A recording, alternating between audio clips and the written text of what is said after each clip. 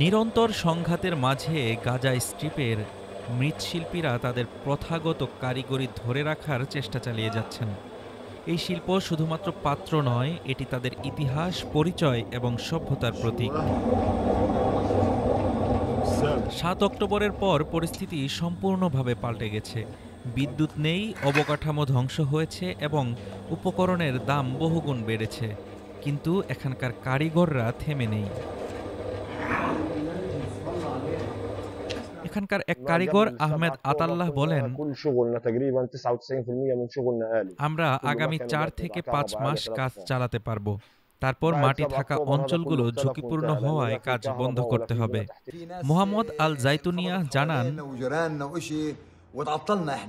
মৃৎশিল্প শুধু একটি শিল্প নয়, এটি মানুষের দৈনন্দিন জীবনের এক অপরিহার্য অংশ।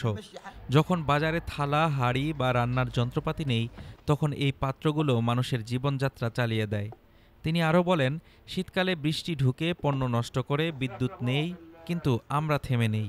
আমরা লড়াই চালিয়ে যাচ্ছি এবং আমাদের কাজ চালিয়ে যাচ্ছি।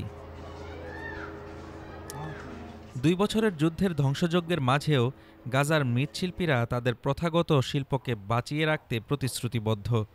তাদের সংগ্রাম শুধু শিল্পের জন্য নয়, বরং ইতিহাস এবং পরিচয় সংরক্ষণের প্রতীক। Desk report, Dhaka today.